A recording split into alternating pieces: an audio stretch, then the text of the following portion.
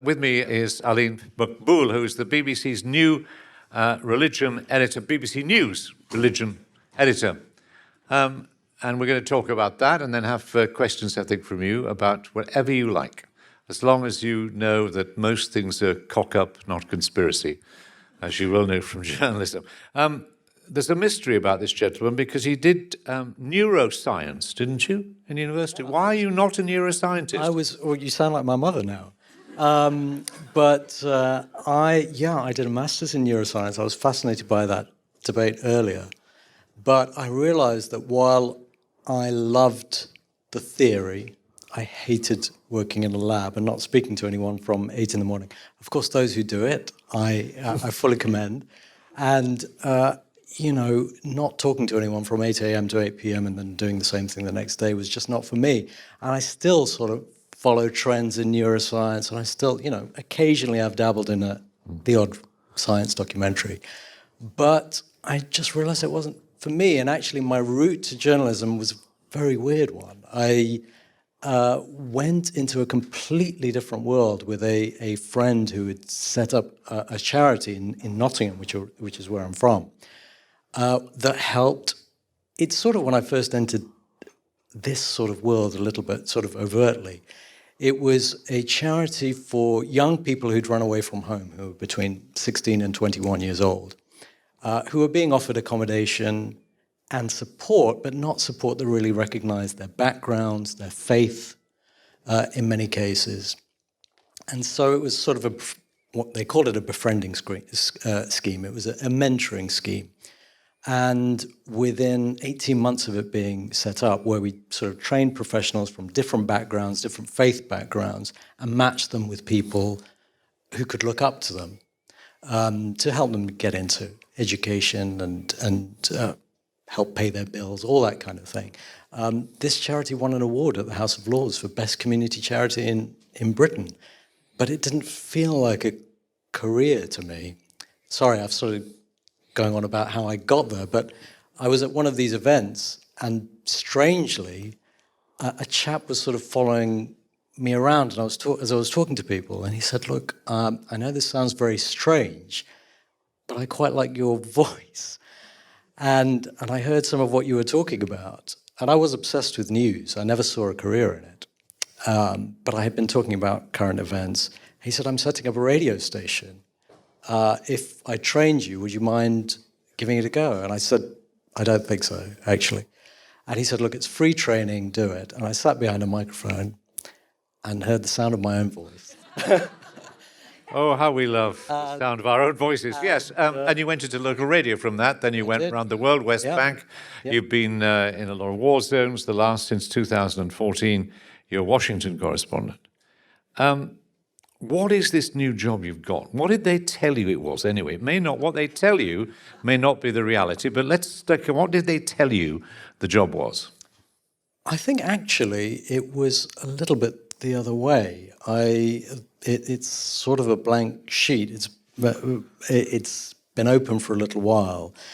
And I think they were sort of, in some respects, asking me what they thought I wanted it to be. And I spoke to an awful lot of people before starting the job within the BBC and outside the BBC.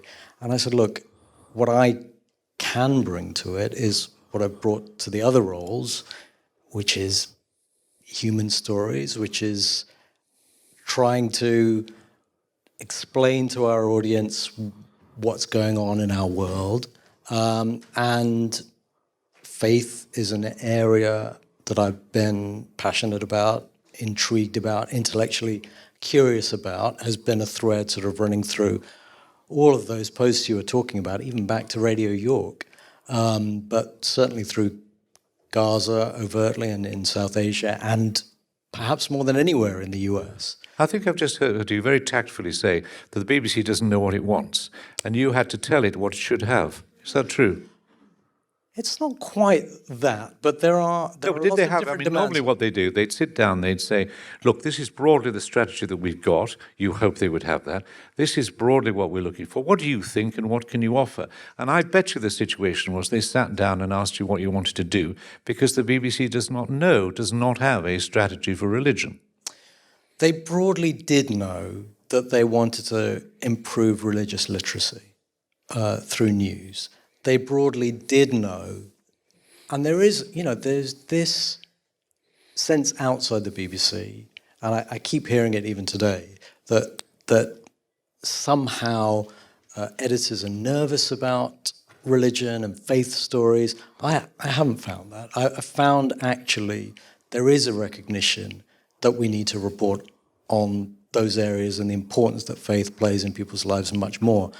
I honestly feel it may be a honeymoon period because I only started this job a few weeks ago, but I feel like I'm pushing at an open door with stories that we're getting on. Okay, if I wasn't pushing to get those stories on, maybe they wouldn't, but there's nobody saying, no, you can't do that. Well, let's make clear what this is, though. This is your job work. You work for BBC News. Yeah. You have no, as I understand, direct responsibility. There's no overall, as it were, head of news across the BBC to whom you report. You report to news. Other people in little pockets do their thing in religion, fault. in their Mistakes they make are in their area. There's no coordinated approach. There's no overall corporation-wide strategy, and there's nobody whose job it is to implement such a strategy. Actually, while I was sort of joking about the fact that it's their responsibility when they mess up, actually, again, I found it to be more coordinated than I expected it would be. I've been going but there's no backwards and you forwards. Don't report to you report to BBC News. You don't report as well to a director or head of religion. No, that in my day-to-day job, I am answerable to those news editors in London. But I am one of the people who interviewed me for the job is also in charge of radio programming in Salford. And that is outside of news to some extent. And so I've been going up to Salford and chatting to people about religious programming more broadly. It's not my responsibility, but they recognise, as I recognise, that there is crossover and that we do need to know what's going on. And I am, it's something that I really feel that I want to do is to get to know how religion is handled more broadly outside news in the BBC. Can we just look at the resources you have to do the job? And let's assume you don't sleep at all, which is a reasonable assumption. How big is the team that supports you? If you, for example, go with the Pope to South America, who goes with you and who's looking after the shop while you're away? Well, you've met all of the team today, pretty much.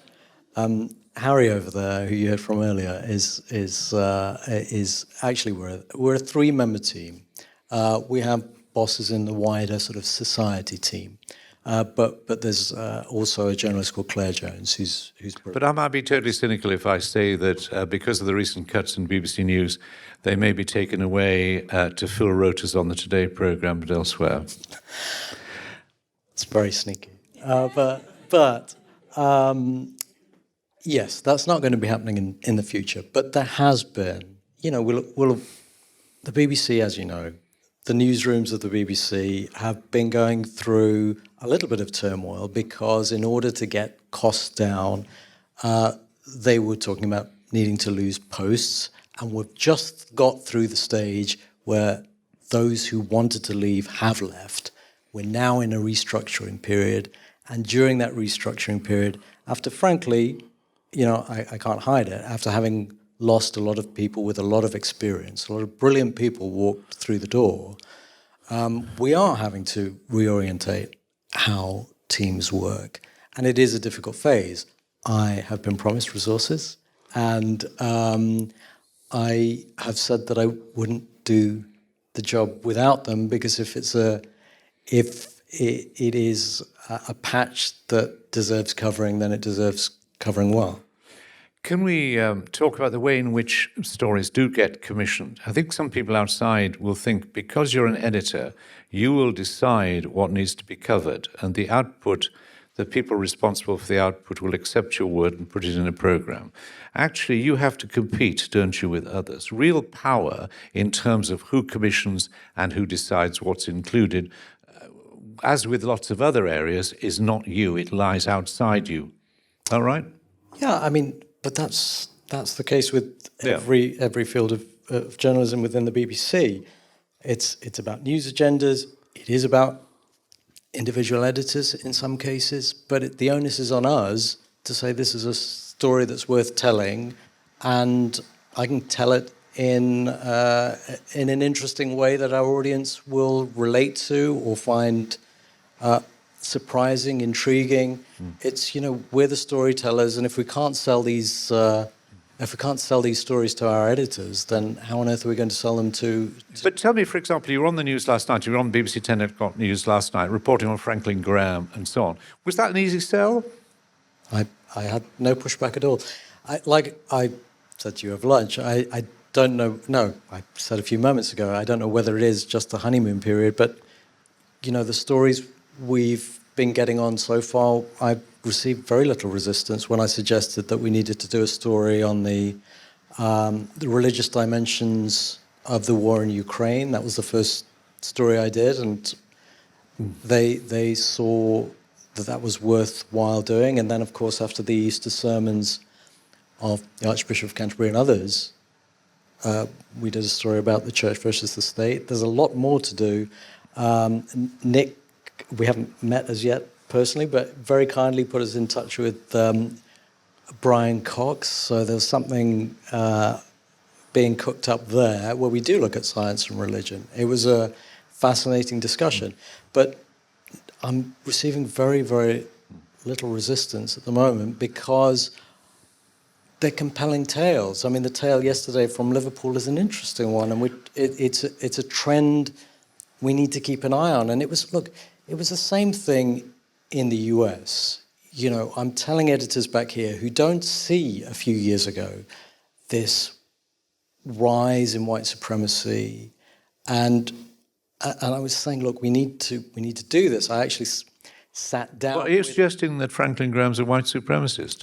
I was talking about something completely different, actually. Good. However, but so I sat down with a man called Richard Spencer, who's one of the leading sort of white supremacist voices in the US, and it's up to us to say to newsrooms, this is a trend you need to keep an eye on. So when the 6th of January happens, it isn't a surprise. It's not about giving these people, and again, this has nothing to do with Franklin Graham. All I'm saying is that we need to tell editors that you need to keep an eye on things, including, and so when I said yesterday, we're talking about a stadium full of people who are going to see a US evangelical preacher. We need to reflect that. What about the stories which are, if you like, not discreetly religious, if you can put those terms, but which are an aspect of a general story where a religious perspective is important but perhaps neglected? I'm thinking a long time ago is perhaps a poor example when, with brain death, the definition of death was determined by doctors, essentially.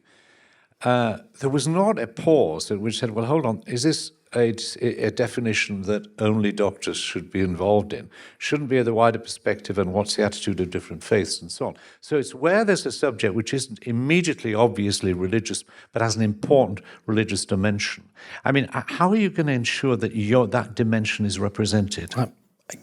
I've had those discussions with on-the-day editors in our newsroom who you wouldn't necessarily expect to be seeking out that kind of dimension to a story, who say at least, look, I'll report back in a year's time, but they say at least that's exactly part of what they're looking out for. They're looking for, yes, high-impact journalism, that perhaps, investigative journalism that I invest time in. They're looking for overtly religious stories like the one yesterday, but they say they are looking for on-the-day stories. And again, the onus is on me. They're not necessarily, they're firefighting, putting out their program. But you can't clone yourself. If you get a really cracking investigative story, probably it's going to take you a month. What happens, you're investigating, going away, there's another story happens, and the editor of the 10 says, I want you on the 10. Bang. Who decides to pull you off something which may be more important, but for something which is more topical? That, again, I feel is my responsibility. If I say, look, this is too important to set aside, and the timeline means I need to get this done, I'm sorry, you're going to have to find another way of doing that.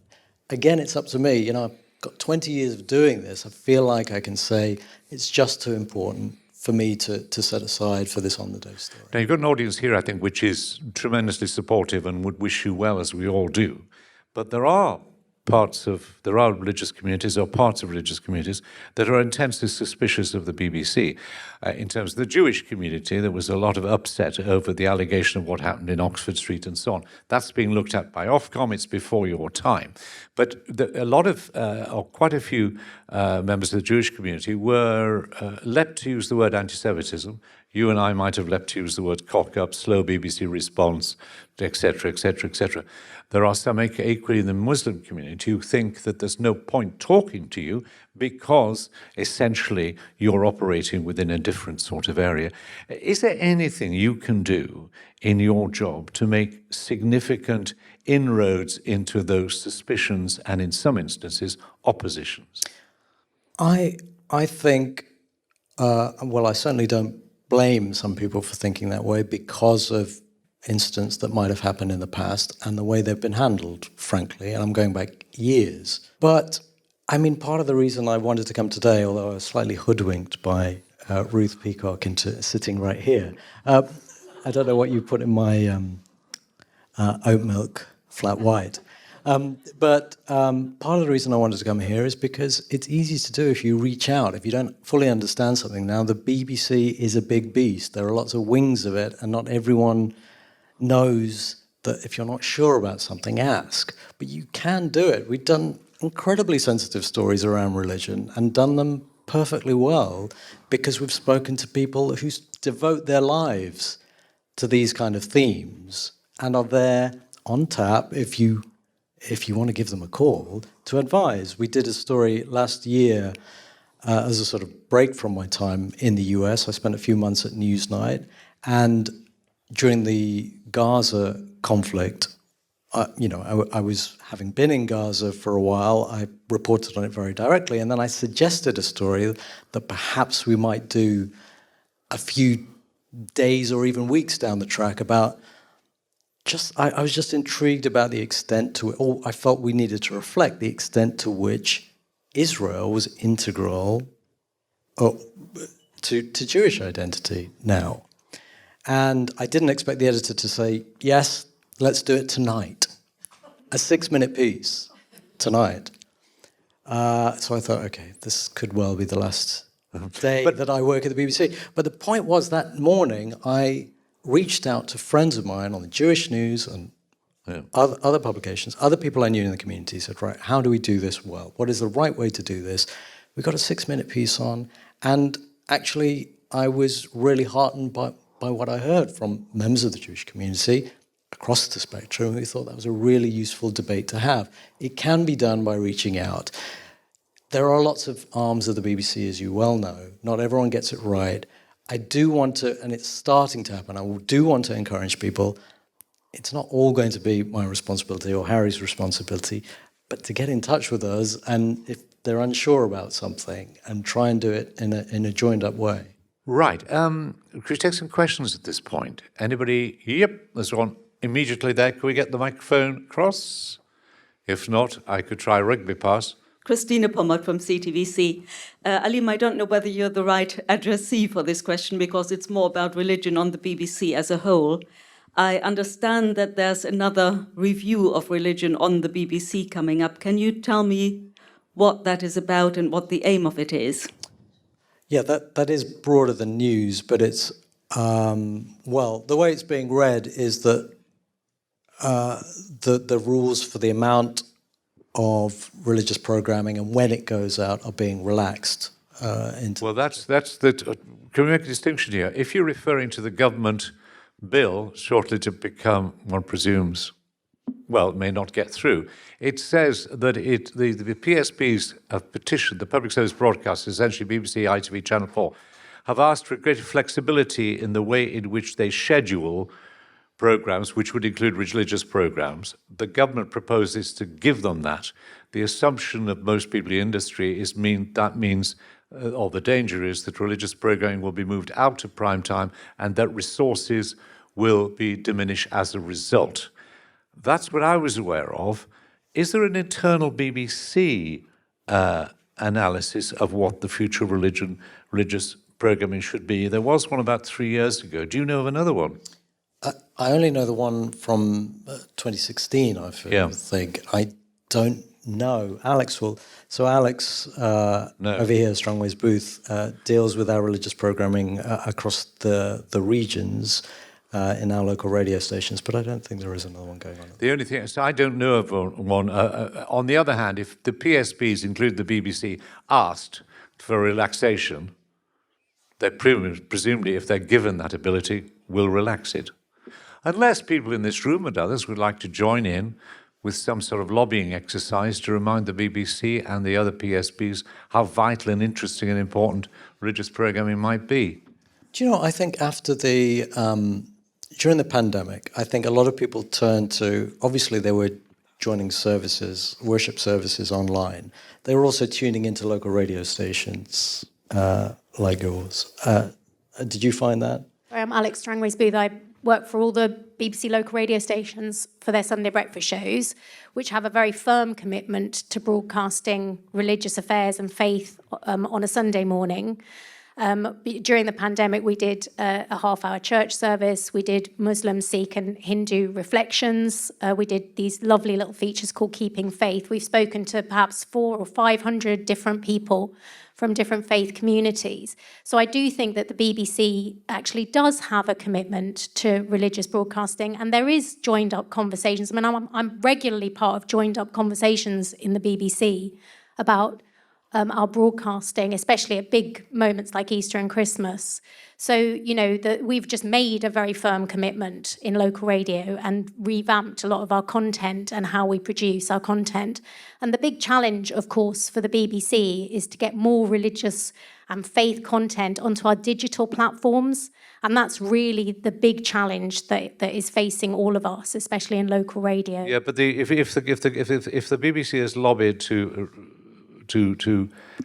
reduce certain restrictions to move to digital, what they're talking about is not maintaining what they're doing, as it were, in broadcast and then doing additional in digital.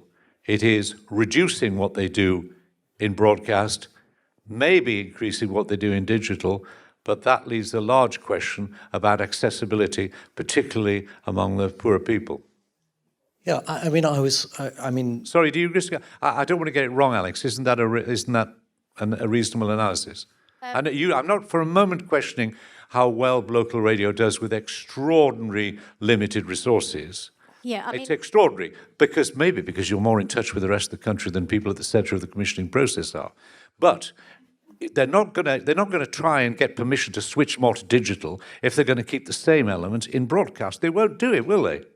No, but there is no suggestion whatsoever that it's going to move, that the BBC is going to move its faith content from, you know, radio, from FM and sounds into some sort of digital sphere.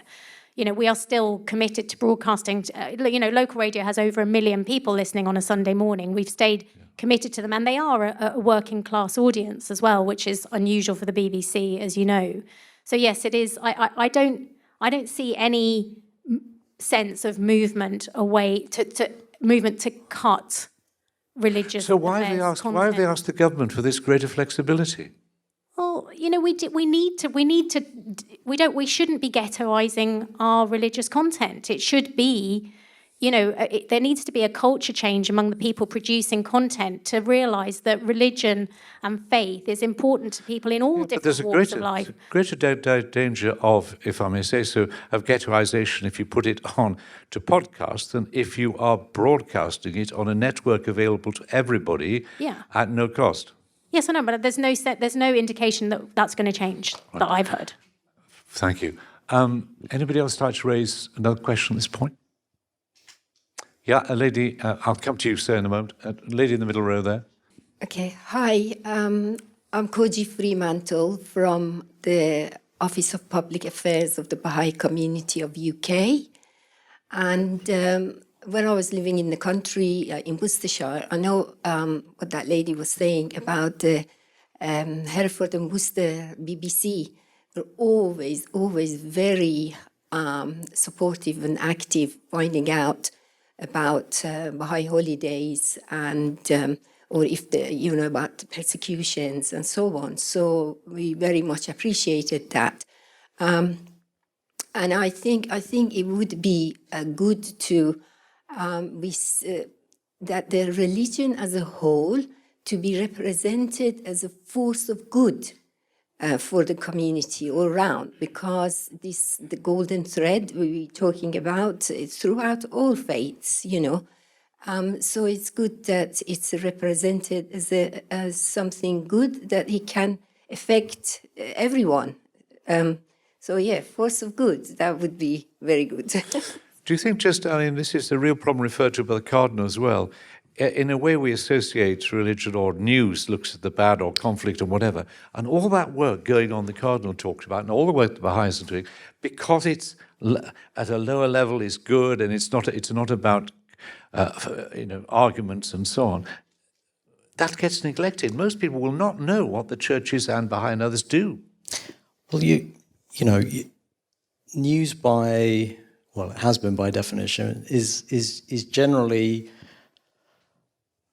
a lot of it is bad news. You go to anywhere I've been posted, I get told, why don't you highlight the good things going on here? It is a lot of what we do, but there are ways of, when we were talking about the church versus state sort of discussion that was happening after the Easter sermons, we were able to say, well, the reason they feel they should have a greater stake, or some faith communities feel they should have a greater stake in the politics of this country, is because they've been picking up the pieces when things go wrong during the pandemic, with food banks, helping asylum seekers, helping refugees in this country. And there are ways of slipping in. We did exactly that. We started the piece by showing food banks, by showing that local radio is particularly good at that. But I'm thinking of the Natwish level. News. When we were talking about that, we started with, in fact, we did it on Easter itself. We went to York and we showed a church that was housing a refugee family and that was also operating. Well, the question is whether or not what you've just described is an admirable exception, but as a result of the general issue that people would point to, and it's not your fault, it may be the nature of news, it is the more positive aspects of the human experience, the better elements, tend not to get reflected in news programs. So it has, lots of things have been very interesting about taking up this role in the last few weeks that I've found very, very different to any other role I've taken. And one of them is an expectation from some people that it will be good news stories. It's not necessarily going to be good news stories. It is going to be stories that matter, that help us understand the world around us, but there will be elements of trying to explain where faith plays an important part, for example, in helping people overcome addiction, or working in prisons, or helping on the front lines in the cost of living crisis. So there are ways of doing it, but if you're expecting more sort of good news stories to get on the 10 o'clock news, that doesn't happen. No, there are different places it should be. There are different places where it can be. Lando, ex-BBC, and there's some fascinating research from the Reuters Journalism Institute in Oxford, which shows that journalists are disproportionately more secular than the audiences they serve in this country. And I wonder how much of a problem you think that is in terms of actually convincing the editorial gatekeepers. I think the systemic challenge within the BBC is about the lack of TV commissioning, because if you come up with a great idea and then think this could be a half-hour doc as well as a piece on the 10, there's very little obvious departmental structure to make that happen. I think it's talked specifically about Reuters study, which said that television journalists are on the whole less religiously inclined than others. That's probably true. Well, it is true. If Reuters say it, I believe it. I'm going on 4 whole weeks of experience.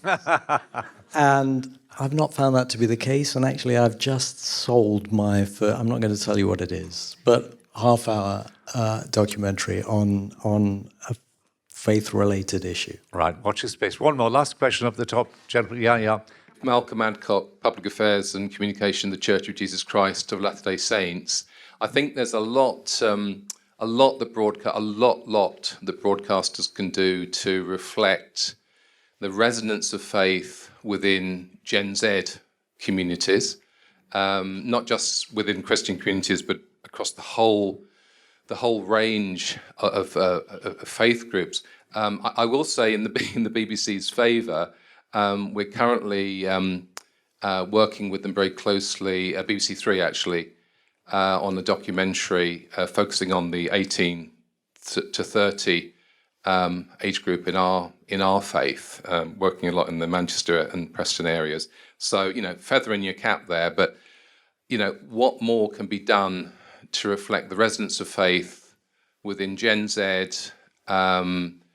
significant minority, well, let's say certainly a minority of that age category would follow a faith, but it is a significant significant minority. So what more can be done? Well, if I told you that over the last couple of weeks I've been having conversations about the way that sport and religion intertwine, the way that music and religion intertwine.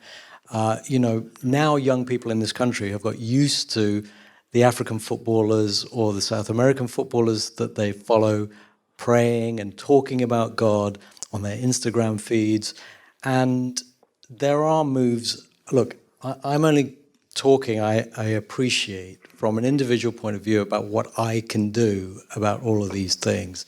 Alex will know that, that there is a lot more going on aside from me trying to sort of wrap the door of various editors. But these discussions are being had. In fact, a lot of these ideas are being borrowed from Alex, who's been working on them for years. Right, well, I'm afraid we've run out of time. On your behalf, I'd like to thank Aleem, not just for coming here and putting up with some rather impertinent questions, but also for the evident enthusiasm he has for the role. He will need the help of everybody in this room and more, both in terms of ideas, but in terms of pressurizing the BBC to realize, if I may say so, how vitally important this area is and how much the resources are under strain and how much they better live up to the promises they made him. Anyway, thank you very much.